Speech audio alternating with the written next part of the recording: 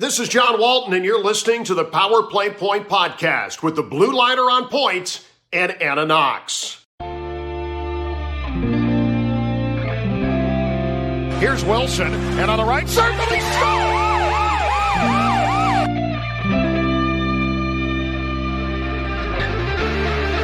Rebound loose, wild scramble in front, score! Ovechkin with a buzzer beater! It'll count! And a hat trick tonight, number 21,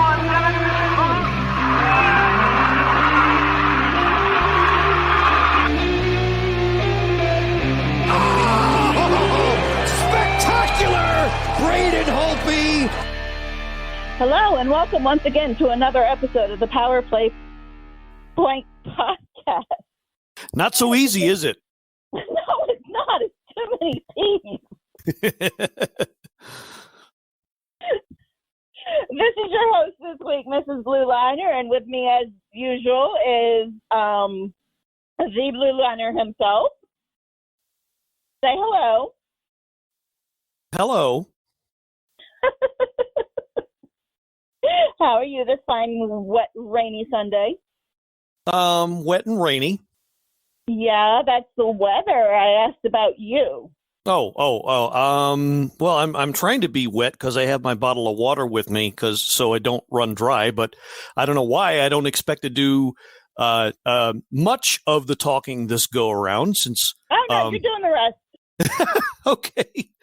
All right. Fine. So tight on the intro. You're doing the rest. Okay, so fine. We'll undo this Boxing Day version of the Power Play Point podcast. No, in all seriousness, though, this is actually the planned quote unquote celebration of Women's History Month. Of course, it being the 28th of March, so we're approaching the end of that deadline. Not quite the episode I envisioned. I'll explain much later, but just go with us on this one, especially you ladies out there on the listening on the through whatever device, earbuds, speakers, what have you. And a hearty welcome to you all in the District of Columbia, State of Maryland, and of course the Commonwealth of Virginia. Anna Knox, of course, still on spring break, and got a lot of good stuff for you, I hope, this episode. So do please stay with us, bear with us, and thanks again for joining us. So it was another great week on the ice for our Washington Capitals. 3 games. We won all 3 games. 3 games, 3 wins. So let's go ahead and dispense with the recap of that on ice action. First game, and let's see, was this the one where they waited forever and ever? Yes, it was. So last Thursday, yeah, boy, it was a 4-day lapse, a 4-day break in between games. It seemed like a lot longer, but there was a back-to-back set with New Jersey, of all teams. It's a 4-3 win for our Capitals. Quick run of the scoring summary. Devils get one quickly in the first. 1 minute, 23 seconds into the first, to be exact. Never want to see that. But Nicholas Merkley, unassisted of all things, so they jump out to a 1-0 lead. And then 2 minutes later, less than 2 minutes later, lot of resiliency in this game. That'll be a theme, but not the theme I'm going to sprout out here. Dmitry Orlov, yes, you heard me right. Dmitry Orlov gets yet another goal. Number 4 on the season. His 4th on the season, assisted by Schultz and Sprong. I see nothing. I know nothing. And my thing's not working, so we'll skip that. Miles Wood would come back so no more scoring, by the way, in the first. Miles Wood come back and make it 2-1 Devils, 6:20 in the second. And then the floodgates were opened. Ovechkin would get his 15th. The Capitals captain would open up the scoring in the second period with his 15th. Sprong and Carlson on those assists, and this is this was the markings of. I want to say the markings of Peter Laviolette finally putting his stamp on his team. And I happened to have the good fortune of traveling on a personal errand at the time. So I was listening to the radio broadcast as per the hosts there, John Walton, of course, and Ken Sabrin on color. And John Walton had a very unique way of describing Peter Laviolette's, shall we say, shake-up of the lines, because Daniel Sprong had not made an appearance on anything above the third line before this game, as memory serves. But when he saw him go over the boards with Ovechkin, he promptly called it a new paint job. Now, so go with me on this. I hearken to a show that I've come to love both in the past and recently. It's more to me like Coach Laviolette was more like was being more like Dr. Heinz Doofenshmirtz. Stay with me on this, because think about it. Trying. He was inventing new combinations. So he unveiled for all to see, behold, the hockey lineinator. Hey, you've been working on this how long? What? Now you know why. So. No, I don't know why. You kept giving me the worst looks when I would just shout out the word "inator" out of the blue. I know, and you told me to expect a lot of it tonight, but I still don't know why. I just told you why. Inator! Coaches mix up their lines all the time to get the best results. But not like this. Obviously, this line worked. Well, I mean, okay, but there was no look. I'm not going to argue with the result, but there was, at least to my eyes, there was no need to do it. But hey, look, if it gets results, great. But okay, but look, with Eller still being out, we've got Oshie down on third line center, and had was this the night that Sherry started up on first line? Mm-hmm. Okay, I didn't hear a whole lot of Sherry's name called that night.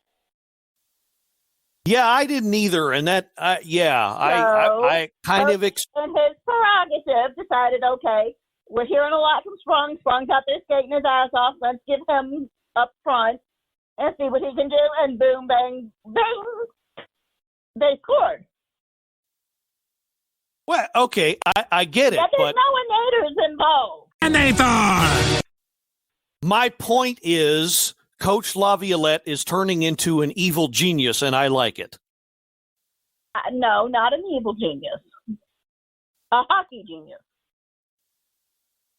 Well, there's no gang-busting Disney series animated cartoons about evil hockey geniuses, okay? He's not an evil hockey genius. He's just a hockey genius. Fine. It would be evil if they were doing it against us, not for us. Fine.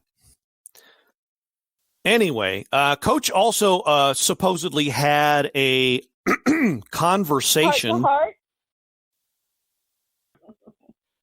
All right, you can call it a conversation, but I think it was more of a face the facts and this is what's going to happen, and it apparently made an impact. You must come to Jesus or you shall burn in hell. Sorry. We have quite a few devout Christians who listen to this podcast, and so You may have just defended them all. No offense intended. I did grow up in a Baptist environment, so no offense intended, just for effect. That's all. But so he worked wonders on the first line and with Kuznetsov. So my point is, he's marking this team with his stamp, and with so little time, it resembles the work of an evil genius in that he gets so much done in so little time. So speaking of Kuznetsov, he made it 3-2 at 11:47 in the second, and thus the game would go on into the third. Then Jesper Bratt, I hope he got a spanking for this. Kidding. Scores on the power play for the Devils. And then Kuznetsov puts them up for good a minute later. So we have our friend and colleague, Robbie Gross, who's been doing a kick-butt job with his 3-minute summaries post-game. And he said that the theme overall, I don't want to misquote him, but I think he said something. The theme overall was Russians and resiliency, and he was right to an extent. But I think also, in some sense, the Hockey-inator did its work also. I would like to think. Oh, this is going to be a long show. Yes, it is. All right. So, anyhow. 3 stars of the game. I was just getting there. 3 stars of the game. Do it. Okay, say it. Kuznetsov was star number 1. I mean, hell, he earned it. 2 goals and the game winner. Alex Ovechkin and Daniel Sprong. Oh, shit, you fixed it. That I did. Okay. All right. Moving on. So quick run of the vitals. Not very many shots this game. I don't know why that was. I think that's why Coach felt the need to repaint the car or whatever, however you want to put it. 22 shots on goal total for the game. Kind of anemic for this team. Not a great night at the face-off dot, but luckily this is another game where they got away with it. Power play was also 0 for 2. Not good either. Very few penalties, very few hits total, although Caps dominated in that regard, 26-9. Mm-hmm. And never got more than 9 shots on goal per period. Not very good, but it was enough. It was enough. So sometimes you don't have to do enough to win. Case in point, the very next game, which was the very next night, also against the Devils, as we mentioned before. Quick go through of that. 5:58 in the first. Captain opens the scoring, gets his 16th, assisted by Kuznetsov on a wrister. 6 minutes later, almost to the exact, Backstrom with his 13th, lucky 13th, with Tom Wilson. I think that was Wilson's first point after being back, or one of them anyway. And Sheary on the assist for that. Second period, no goals. And speaking of no goals, that's what the Devils would get. They would get nothing and like it. Connor Sheary, 7:13 into the third. His 7th, assisted by Tom Wilson again. And Captain closes the scoring 16:28 with the third, with his 17th, assisted by Kuznetsov and Oshie. So I don't know. I think Coach's innator was broken, because if Kuznetsov and Oshie were on that line. Well, no, because remember post-game they were saying that Oshie deserved more time than what he would have gotten as a third-line center. So he was third-line centering, and then they throw him out as winger. Okay, so basically what you're saying is that would have been the moment where Perry the Platypus broke the innator and reversed it and made everything disappear. Okay. Right. All right. Good.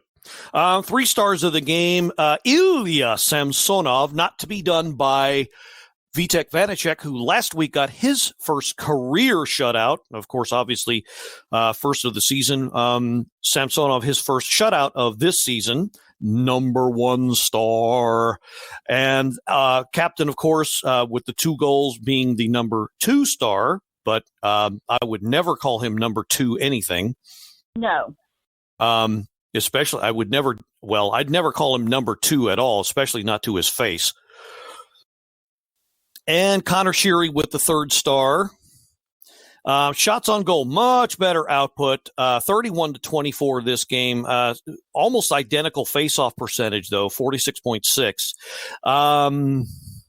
Power play still having a rough time of it. I don't get it. 0 for 2 this game.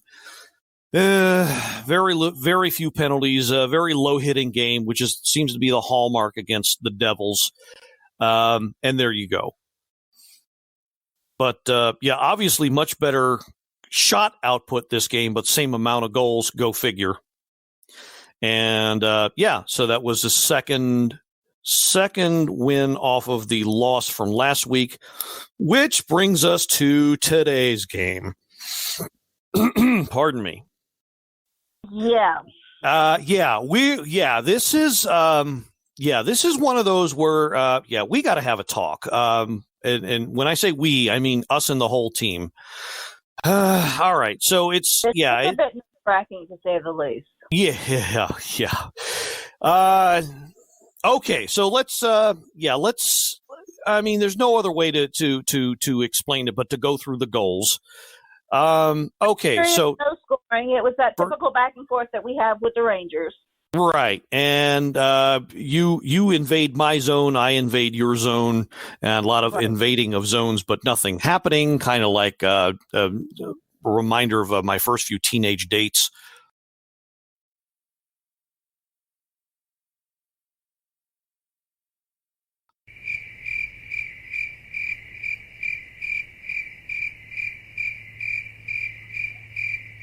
You're lucky I'm upstairs and not downstairs. I was going to say, in my mind, I'm hearing a lot of crickets right now.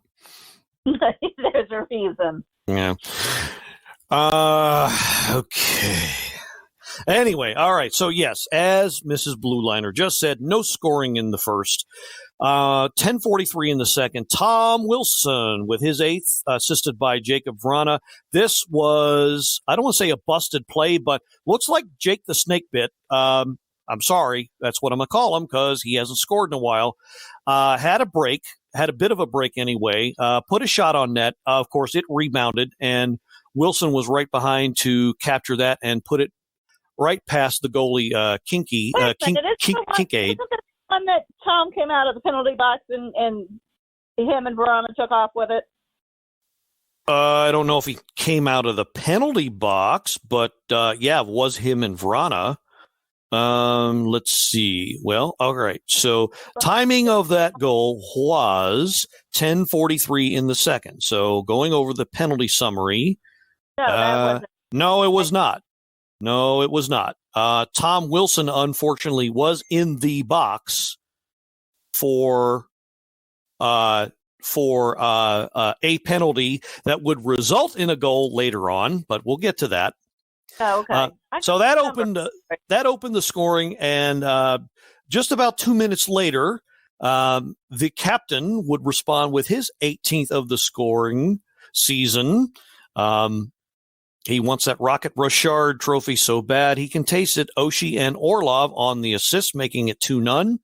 And then who should score again about 2.5 minutes later but Mr. Tom Wilson once again. I think he was hearing the negative talk from the asshole NBC broadcasters. Yeah, that has today's broadcast more than any has really. I don't want to look. I'm not going to spend a whole lot of time on them, but put it this way: they have convinced me that now the ESPN deal is going to be a good thing, and I'll leave it at that. Well, anyway, As was described by a certain Caps fan on Twitter, who I can't name because I can't remember their handle right now, this took a lot of athletic ability, this goal here. In fact, so the nickname that Wilson has come to be known by is, of course, the pain train. Would you not agree? I've never heard that expression, but okay. Well, that's what he's been come to be known by. But this goal, I would say he needs to go by another nickname, namely I'm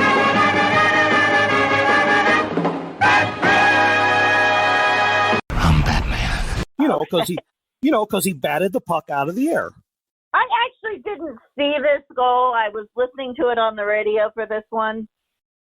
Yeah, and a little wonder why, as we just said. But yeah, that's if you see the replay, it's a really neat goal. He had the stick at just the right height, just under crossbar height, and just tipped it enough so that it went past the goalie. Blanking on it, Kincaid. Yeah, him. Really sweet looking goal. And I thought, when I saw that, I thought, all right, this is not going to be our usual game. We're rolling here. It's going to be great. Yeah, but it was that 3-0 lead. That dreaded 3-0 lead, which turned into the dreaded 4-0 lead, 5-10 into the fourth period. Third period, with Evgeny Kuznetsov, the birdie eagle dance making its appearance once again. Carl Hagelin and what's that? It was so good to see. Yes, it was so good to see. And that's, I kind of want to know, and Kuzi, of course, said in a press conference, none of our business, but I kind of want to know what Dr. Coach Laviolette did say to him in that come to Jesus moment they had. But I'm kind of puzzled. So basically, he was centering a line with. He must have been centering a line with Hagelin and Hathaway. Isn't Nick Dowd usually their center? That kind of puzzles me a bit. Dowd is usually their center, but like I said, he was having to mix things up with putting Oshie in as third center. True. That one of those things, or he was just late getting off the line change. That probably, one of those two. One of those things may not be like the other. So yeah. Okay. So we figured. Well, I did anyway. 5:10 into the third, the route was on. No. I think we all thought that. No. But yeah. No. Your bones will not break in a bobsled. No, they shatter.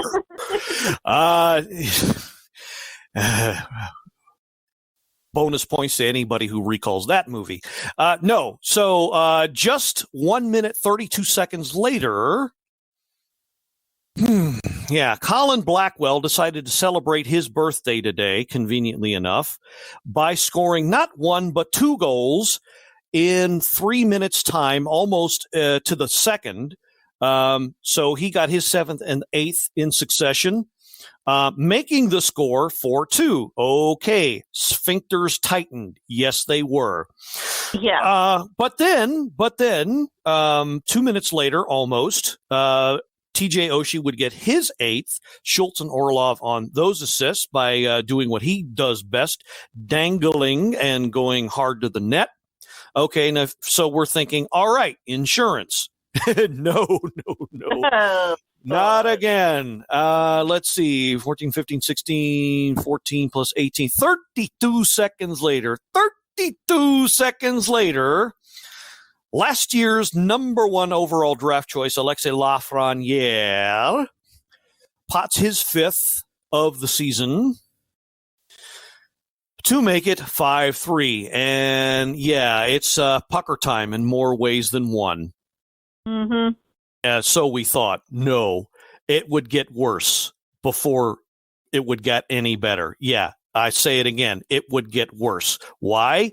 Because 3 minutes and 50 seconds later, at 16:08 in the third, Chris Kreider would get his 17th of the season to make it 5-4. So 4-goal lead as of 5 minutes into same period disappears 11 minutes later.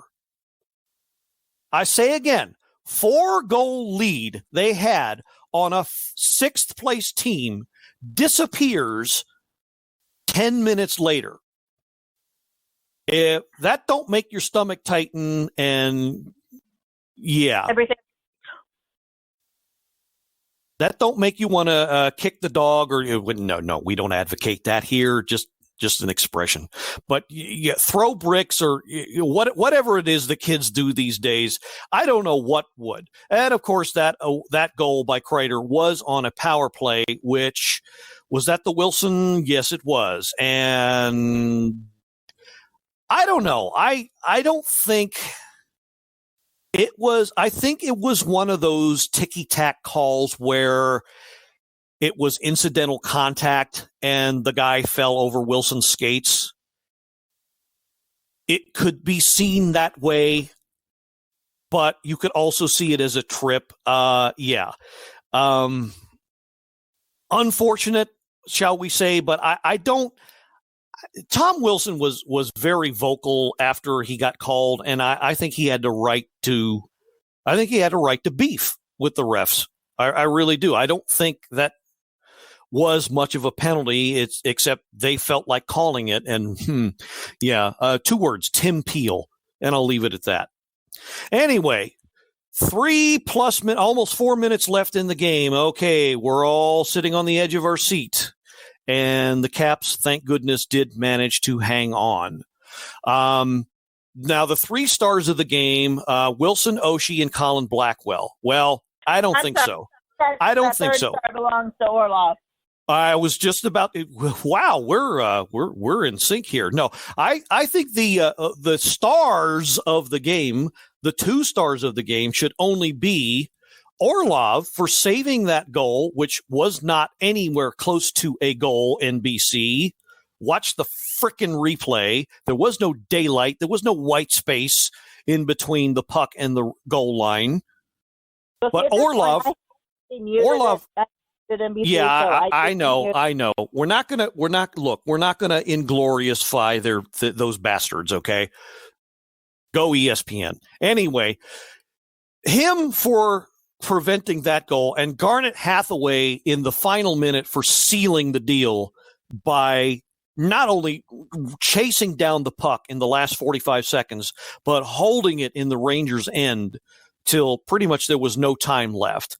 So I say those 2 guys are the real stars of this game. No? Yes? No? Well, I mean, I'm sorry. Tom Wilson deserves his star. Yes, he did. And once again, as I like to say, he came up and showed that, he had a pair of goals. Well, yeah.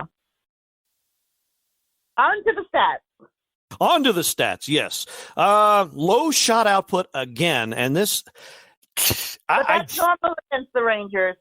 Well, I get that, but it's a frickin' Charles Dickens novel again. It was the best of games. It was the worst of games. Only 22 shots, but 5 goals. Go figure. Better time at the faceoff dot, 55.4%. Power play was power play. Over again. I don't get that. Blaine Forsythe needs to go back to his drawing board or something, or take some evil lessons from Doofenshmirtz or somebody, because that's been that's drier than a milk bone right there. Last few games. Very physical game, 36 hits for the Caps. And again, which is what I said after the first game with these guys, you're not going to win unless you impose your physical will against these guys. They're fast. Yes. They know how to move the puck. Yes. Well, there ain't going to be a whole lot of fast skating and moving the puck if they get beat senseless and pay the price for trying to move the puck that way. So if you layeth the smacketh down on them, then you will get results, and results they got in this game. Okay. So shots on goal per period, again, and again, something that tells the tale here. It should be obvious. 11 shots on goal in the first, okay? And then it goes down. 8 in the third. Only 3, talking out of turn here. 8 in the second, rather. Only 3 in the third. Only 3. Yeah, that third period, they got caught on the wrong end of the ice the entire game. Yeah, they did. A lot. Very much so. Wrong end of the ice. And they almost got caught on the wrong end of the point spread, too. Yeah. Possibly only coming away with a loser point. But as I said, Hathaway and Orlov made sure to that. So, Speaking of Hathaway and Orlov, they were all over the ice today. That's why I'm saying they both deserve to be the stars of the game. I think they did a lot more to preserve the win on their own than the rest of the team, who all took a collective night-all nap. And I don't know if Sprong was hurt or he just wasn't doing what Coach wanted, but I didn't see Sprong out there a whole lot today, and I didn't hear him. Now that you mention it, let me check the toy number for him. That's TOI. 8.5 minutes. Good God, you're on point today. Maybe we should call it the Miss. Him and Ponick were the shorties on the ice today. Maybe we should call this the Mrs. Blueliner on point show. I don't know. Well, it pretty much is, and you'll see why in a few minutes. Okay, so yes, Sprong played 8 minutes and 29 seconds. So yeah, you're right. I don't know if he was benched or hurt or what, but they wouldn't make an announcement. He played 8 minutes, but he at least had an impact. I mean, he had 2 shots and 3 hits. Sprong just didn't seem to do anything out on the ice today while he was out there. I don't know. And that one takeaway. Right, and that would be why, ladies and gentlemen, you don't always see him on the top line because, yeah, he unfortunately consistency is not as yet a hallmark of his game. So that if that's what you're wondering, yeah, that's the answer to that question. And wow, Dowd on point tonight.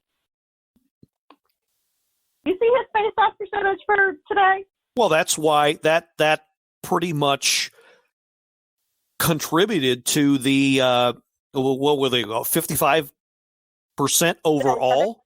5% overall, yeah, but yeah, and that 76.9. Yeah, no, he's been kicking butt at the dot for a while now, especially. Well, but I mean that's crazy accurate today. No, that's crazy. Yeah, that is crazy good, and you come to expect that from your bottom 6 centering. So yeah, that is great to see. But he wasn't bad to begin with, but he's really stepped it up. Thanks to the hire of Michael Pekka as the developmental coach. It's noticeably been better. That stat has. Ever since his hire. So stick tap to him again for that. But yeah, I mean, everybody's been crying for a Jay Beagle replacement. Well, I think we finally found one. So there you Upcoming games, yes. Thank you for that segue. Not the thing you write on, but the segue. All right, so Tuesday night. Tuesday night we played the Rangers in Madison Square Garden. Oh, that would be correct. 7:00 puck drop. Go on. Thursday night we play. I'm not even going to try it. No. We play the Islanders. Go on. Puck drop, and then Friday we play the Devils in another back-to-back. And then we close out next week facing New Jersey again at 3:00. Oh, yay, another afternoon game. Another afternoon game, but this one looks like it is not national broadcast, so we'll have the Thank goodness. Yeah, so that's the next 4 games coming up. So that'll be all in the New York metropolitan area. So previews of coming attractions there. All good tests. I mean, Caps have had their way with the Devils this year, more so than Rasputin. But as we saw last Thursday, you can't ever count them out. So all 4 games going to be very, very interesting to see. And I want to currently tied with the Islanders. We won for our game today. Correct. So yet again, another segue. Okay, so the mass production East Division Caps, as a result of this win, are now atop with 50 points, 34 games played. New York Islanders, 2 points behind at 48. 2 points behind them are the that awful team from Pittsburgh that we don't care for. And at 39 points in the current last playoff slot is that other team we don't care for that thinks they make good beer and beans, and they're at 39 points. What? I said they do make good beans. No, they don't. Yes, they do. No, they don't. Boston baked beans are awesome. Oh, good Lord. I'm sorry. Yeah. Anyway. Now 3 points behind them. This is the head scratcher. I don't get this. The Flyers have been in a horrible free fall for the last 7 or 8 games. They've fallen out of the playoff slot. Something needs to be done with them soon, because I thought they were the team to beat. They were banging down the door last year before the COVID stoppage, and I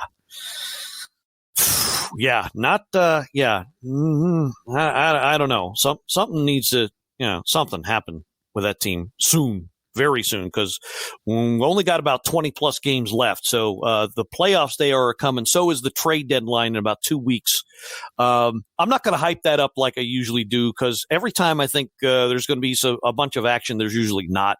So we'll see where the chips fall, and so on and so forth. Okay, well, that was not the only hockey action these past few days, as it turns out. Again, the theme being Women's History Month, women making history and being a part of history. Friday night was the beginning of the Isobel Cup playoffs. So they play a single elimination, single game series. They actually had a setup where, of course, because they couldn't finish the whole season, they had to stop due to COVID, of course, like all sporting events did. So what they did was they took all 6 teams this year and placed them in a bubble for seeding, and the top 4 made it to the semifinal playoffs for their championship called the Isobel Cup. More on why it's called that in a minute. And so it was Toronto, Boston, the Toronto Six, the Boston Pride, the Minnesota Whitecaps, and the Connecticut Whale emerging from that as the top 4 seeds. So that all was played in Lake Placid, and so the playoffs were played in the bubble in Boston. The Warrior Ice Arena is that facility. So Friday night was the semifinal, and it was 1 through 4. So Toronto and Minnesota played. And surprisingly enough, no. I've got them mixed up. Toronto and Boston. Sorry. Toronto and Boston, the Boston Pride. They played, and very surprising result in this one. I thought Toronto would show up a lot better, but they did not. 6-0 loss to the Boston Pride there. I thought that game would be much more competitive, but it unfortunately was not. And then game, right? And that's the one I went to bed for. That was the first game. the second game was the other semifinal. That was the Whale against the Whitecaps. And again, I thought this would be a lot more competitive, but the other Caps, is like I like to call them. They put a hurting on the Whale. They put more than a cap on the Whale, 7-0, and Allie Thunstrom with 2 goals in that one. Yikes, she can play. Not that the others can't, but my goodness. So anyway, that resulted in last night's final, which was the Whitecaps against the Boston Pride. Funny thing, since it was their home arena, but they were considered the road team. Funny how those bubble things work out. But anyway, Thunstrom again jumped the Whitecaps out to a 1-0 lead, but then the Pride jumped out to a 3-1 lead later on in the second, and then that's kind of where we thought it was going to go. And then Whitecaps got one back, and then Boston got one back kind of towards the late end of the period. And then surprisingly enough, there was a 5-minute major boarding penalty called, which gave the Whitecaps a 2-minute and 25-second never-ending power play, which they managed to get one back on. So that turned it back into 4-3. And then the last 20 seconds was, kind of nail-biting. But Boston pulled out the win. I was really rooting for the other Caps, the Lady Caps. But Boston pulls out the win, gets their second ever Isobel Cup. And so Teresa Vanisova was the one who committed that boarding penalty. Really violent hit. Checking from behind is what they call it. Although you could have called it boarding, because that's where the Whitecap player ended up. But Taylor Winkowski is the one who scored the cup-winning goal. And Jillian Dempsey was named the Cup MVP for the playoffs. She was actually the only holdover from the original team that won it the first year. And real quick history lesson here. Why is it called the Isobel Cup? Because, Jenny, I think you might know this. Isn't that Stanley's daughter? Lord Stanley's daughter, yes. Lady Isobel. Was Lord Stanley's second daughter, actually. Lord Stanley had many children, most of whom were sons, but Lady Isobel was, shall we say, pretty hardy hockey player and fan herself. And according to multiple sources, she actually was the one that talked her father into donating a trophy that bears his name today. Oh, that's cool. So if not for her, there probably would not be a Stanley Cup to play for that we all revere and bow down to and want our names on and want to do unspeakable things with inside of maybe. No, but in all seriousness, as I like to say, women's history is very, very important. And so it's not that history is against women. If you dig deep enough, there are women in a lot of different eras, a lot of different times and places that play a significant role. And basically, it turns out that they are the unsung hero. They are the had it not been for. And in this case, Lady Isobel was one of those women. And thus, when the National Women's Hockey League formated, they decided to name their championship trophy in her honor. And the trophy, appropriately enough, bears a picture of her, an old-fashioned picture of her playing hockey, appropriately enough. Yeah, very, very much so. So, brief history lesson. Hope I didn't give everybody the snores as far as that goes. But again, segue, because, yes, this is Women's History Month, and I've said that for the umpteenth time, and I mean it. Okay, so we're going to go into our final segment here. And, well, okay, so this is, I'm going to have to admit, this is not quite my original plan. My original plan was for me not to speak barely a word at all. I know I've been doing a lot of the talking. But seriously, what? But you're so good at it. Oh, thank you so much. Thank you, fan. No, seriously though, my original plan was to have Anna host the show and have as many of our female listeners on, and of course, Jenny was going to be one of them. Going to have a couple few people as well who have been loyal listeners of the show, but the best laid plans, well, you know what happens to them. They fell through. Anna went on her spring break vacation, which she desperately needed. So kind of had to, put things together a little bit more. And, borrowing from the old Harry Chapin song, 30,000 Pounds of Bananas, I had a lot of trouble ending this podcast. And so I finally decided honesty was the best policy.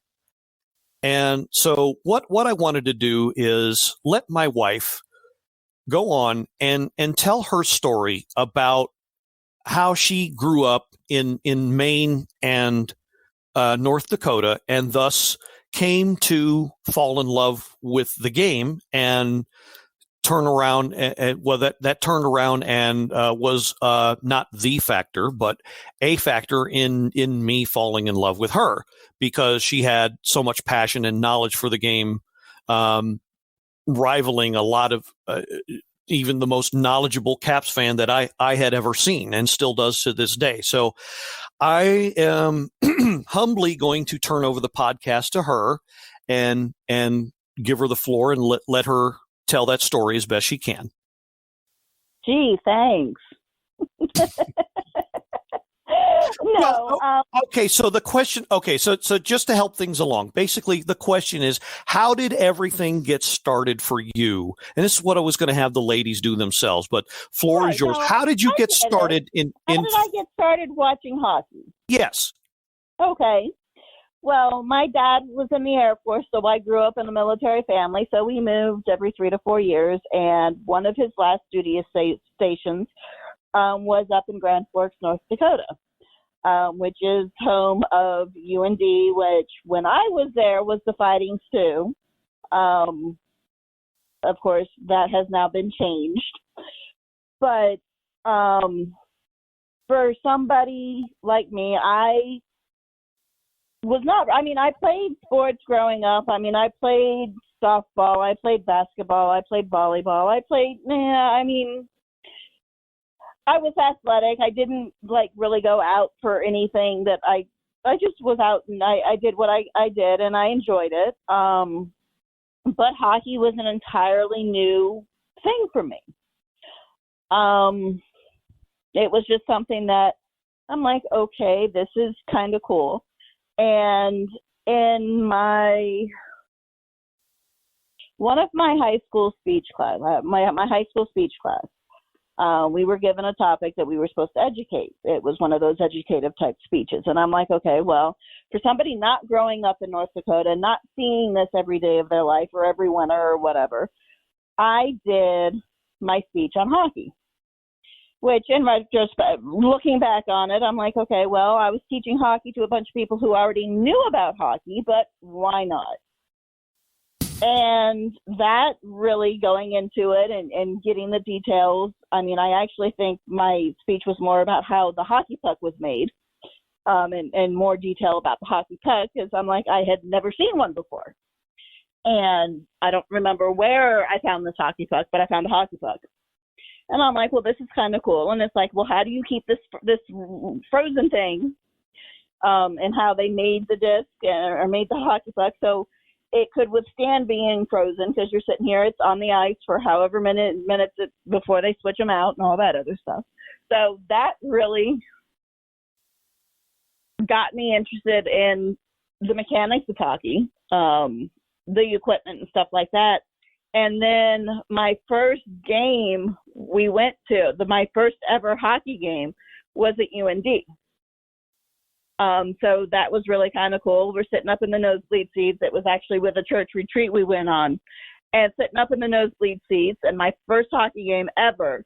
But the excitement and just the crowd enthusiasm and just feeling part of the team like that, being in the stands, it just cemented my love for hockey. And that program being ultra competitive, because Yoshi came. Before those years and all the way up to today, yeah, lot of great names. Going way back, Tony Herkus for one, but yes, you mentioned T.J. Oshie, Jonathan Taves came out of that program. To mention a few names, so that probably didn't hurt.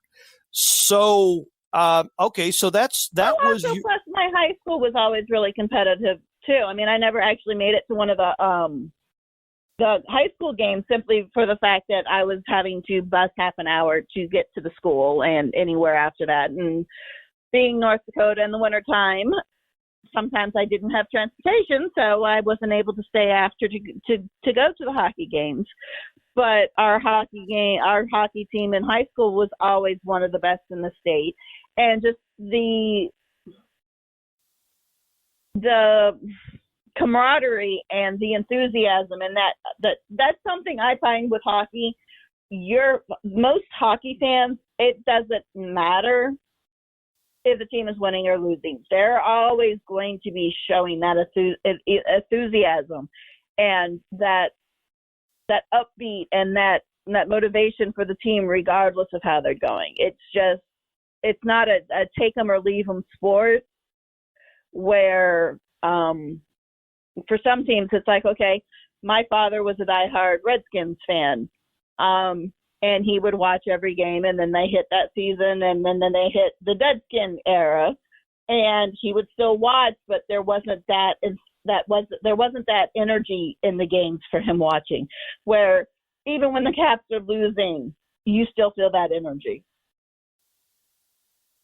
Very true, and that very well put. And that's why not to brag, but I think I would like to consider the Washington Capitals fans, one of the best, because we are very loyal. We are very outspoken and supportive, and as we should be. And that's one of the many reasons why I have this podcast. So that was your, shall we say, development years, from high school into your college years. So, okay, so let's kind of fast forward from then until well, recently, shall we say, up to now. How did you get your start as a Washington Capitals fan? You.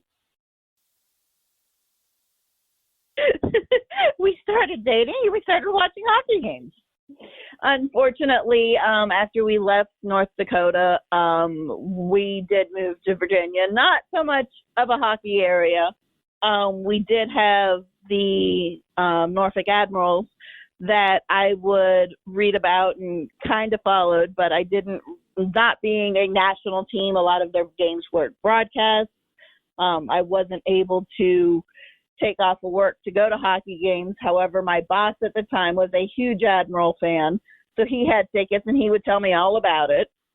And then just kind of fell away from it. And then you and I started dating and reignited my love. So it was always there, but you had to kind of bad words are coming into my head right now. One of them being infected by another fan. Honestly, where I was in my state of mind before you and I started dating, hockey was not really big for me.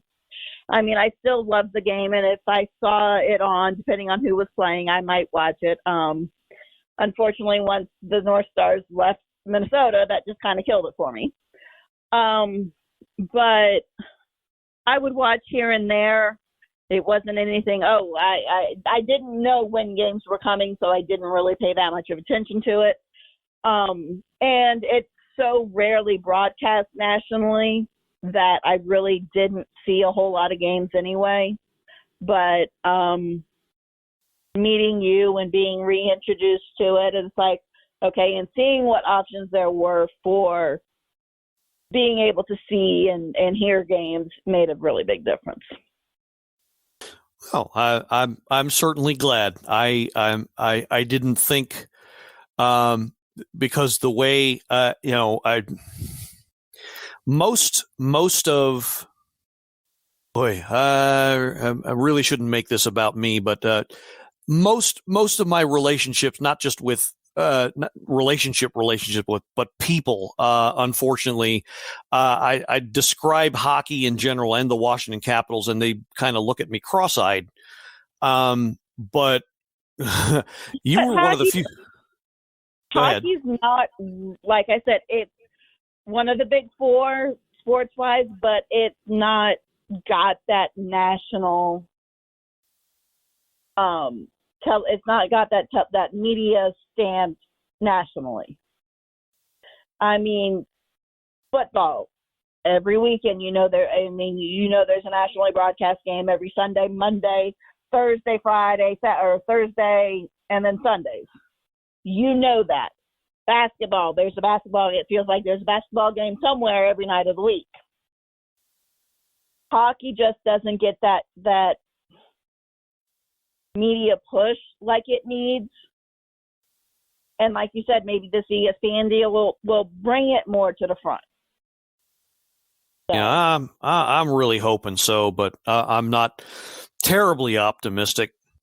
I mean, shoot, we were seeing more soccer games on TV at one point than we were seeing hockey games. True enough. Very, very true enough. So you'd say that you kind of always loved the game, but meeting me was, and then finally getting to follow a full-fledged professional team was the thing that got you back in it, basically. Yes. Yeah. Okay. Well, so enough about us, as in you and I, looking at the big picture, and we just talked about the Isobel Cup, and of course, I've always been as much of an advocate as I can possibly be for women being involved in sports. I have a daughter of my own from a previous marriage, and I inherited two daughters when I got with you. So, kind of makes you rethink things, and as far as opportunities and what should be, and what reality presents, and what should actually be, and how that is so. How that there's this big gulf that ought not be. So, given that, what do you think? What do you think as far as that's kind of a broad question, I know, but what do you think as far as what opportunities there are, not only in men's leagues but women's own leagues, and what do you see for the future? To get women involved in sports? Mm-hmm. Well, I mean, it's going to be the desire. I mean, the women's league only has 6 teams. If we can get more women interested in it, that's going to blow up. I mean, yes, it's very. They're very localized because that's where hockey is more part of the culture. You're not. I would be very surprised to see a Florida women's league team because it's not in the culture yet. Now, with it getting there, I mean, the more the men's league, the men's team does, it's going to bring more of that interest. But it's got to be part of the culture, and there's so much that women can do. I mean, in high school, one of my best friends in high school was the team manager for the high school team. I mean, she was the manager for the hockey team, the wrestling team, the hockey team. I mean, she did it all. But she had that impact, not on the ice, but she was part of the team. And she literally was part of the team. And wasn't it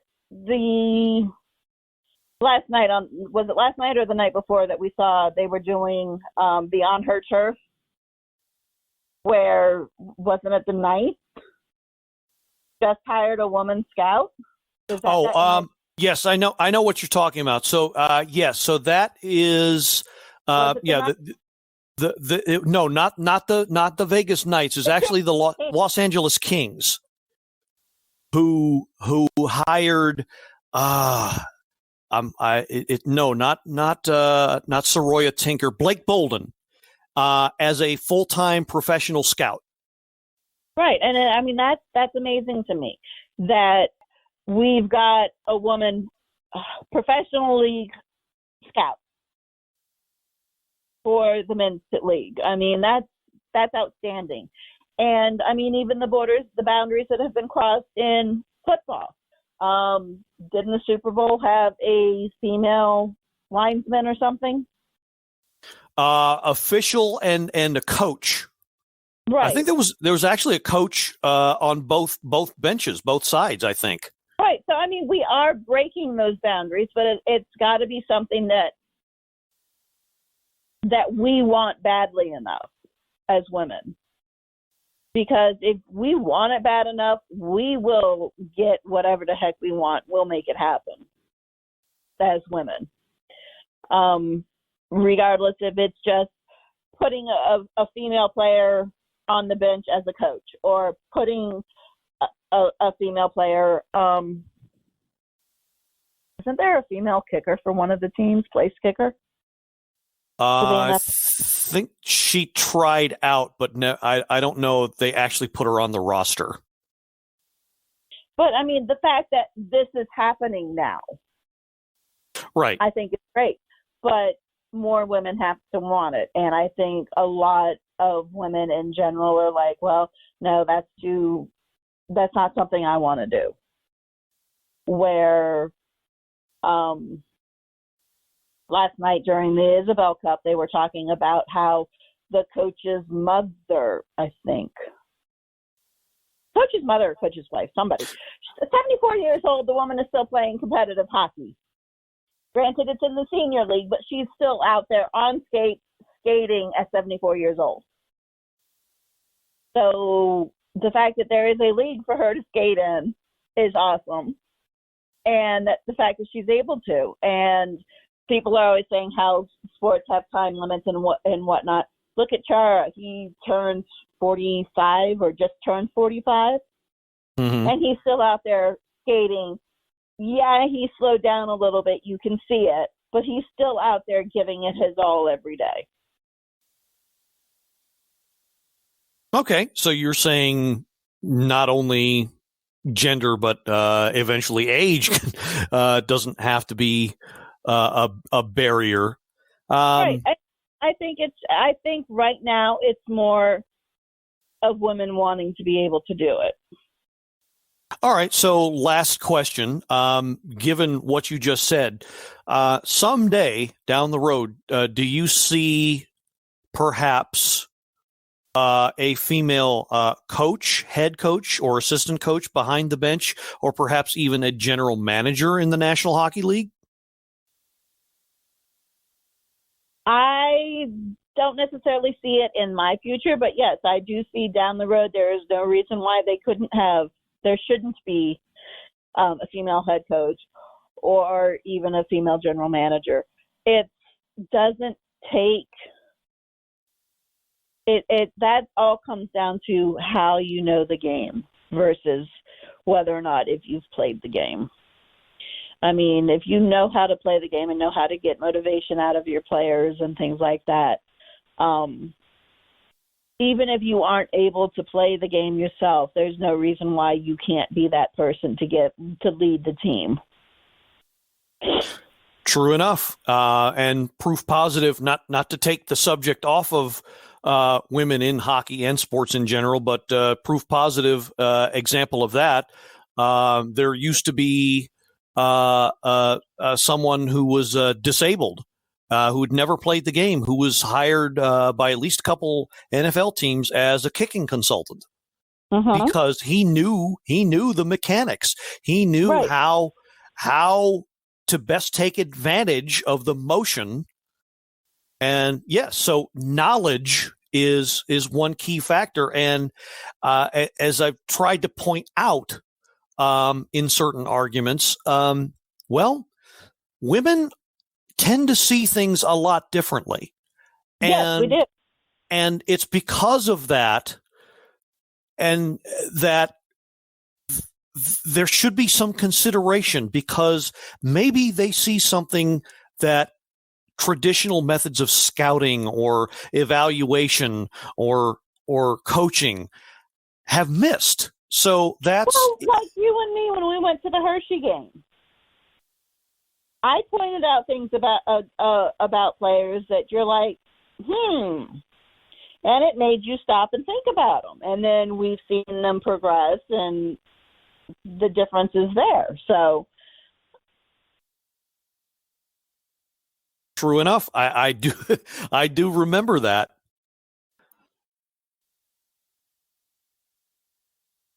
And now my mind is now flooded with memory. So before this gets too sloppy sentimental, I think this is pretty much a good place to stop. But left to my own devices, this is how.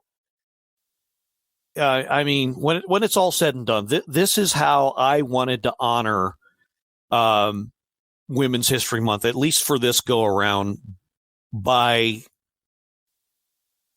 showcasing the one woman above all that means the world to me, and the one sport that means the world to me, and how they came together to help me make a life. And I just want to take this opportunity to publicly thank you, Jenny, for being a passionate supporter of this podcast since day one. We're still small potatoes here, and probably will be.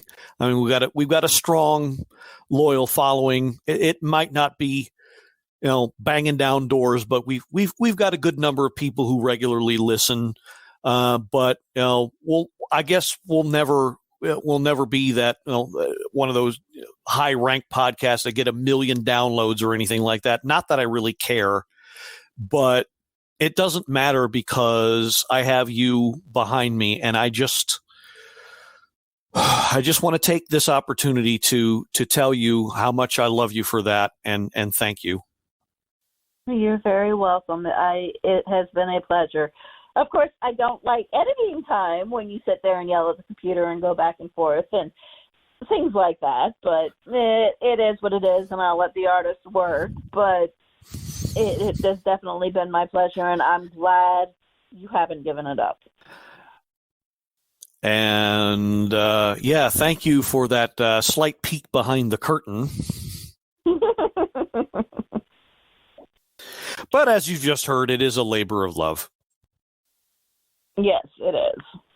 Okay, so for those of you who are hopefully not either crying your eyes out or puking your guts out, we'll wrap it up for this month, this March the 28th, this show number 155 for the Power Play Point podcast. Thank you, Jenny, once again for coming on and filling in. It's been my pleasure.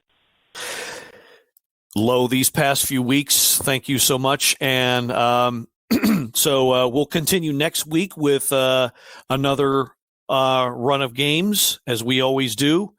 So for Mrs. Blueliner, this is the Blueliner signing off and reminding you.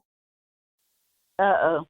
that the difference between an outlaw and an in-law, well, outlaws are wanted.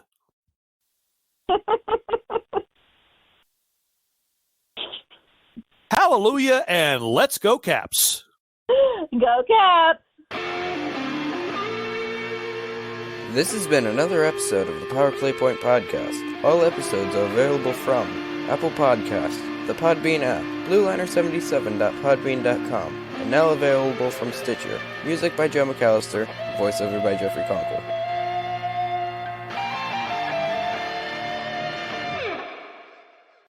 Good morning, good afternoon, and good night, Power Play Point Podcast. Thanks for listening.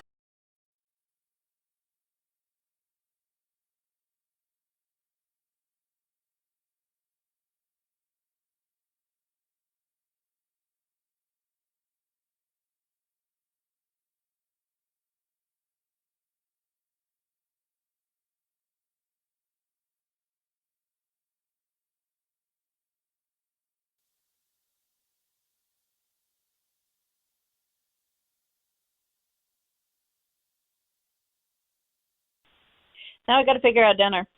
Yeah. And I got to stumble over and get the dishes washed. Okay. I forgot to run the dishwasher last night. I know.